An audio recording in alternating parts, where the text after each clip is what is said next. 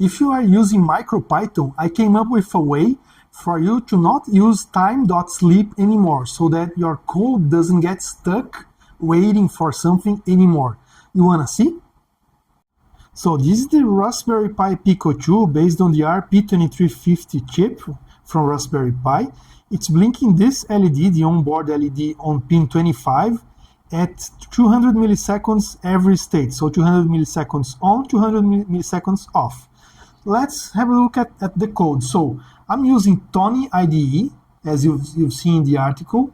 It's connected on COM 18, so the Raspberry Pi is on COM 18. And this is the full code. As I said, I import machine, I import time, I define LED as pin 25 and output, okay?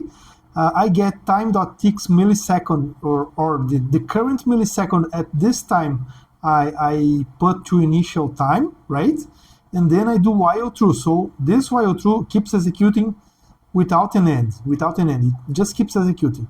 So every time I say the current time is equals to time.ticks millisecond, okay? And then if time.ticks diff, or the difference between ticks millisecond and initial time, is bigger than 200 or 200 milliseconds, I do initial time equals time.ticks, which means I get the current time and populate on initial time. And then I do what I have to do. If LED value is 0, LED value goes to 1.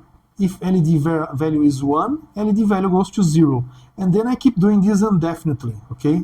I just keep doing this. I keep verifying, I keep putting ticks millisecond in current time, and then every 200 milliseconds, I enter here, I put time ticks millisecond in initial time, I blink the LED, and execute all over again. So that code I just showed you is gonna stop you from using, or is gonna end the use of time.sleep from you.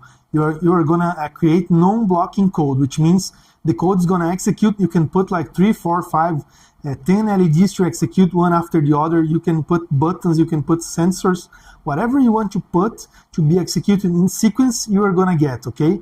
Instead of when you use time.sleep, you're gonna be stuck. You're gonna be waiting for example, 200 milliseconds. You would be waiting, doing nothing, just waiting for the time to pass.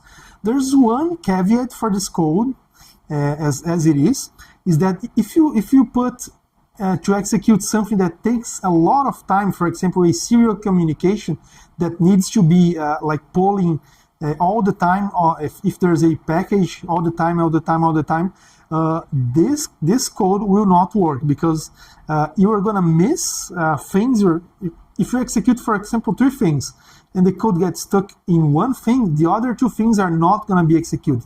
So you have to be careful not to use this code when you execute things that take a lot of time or take a lot of processor for themselves, okay?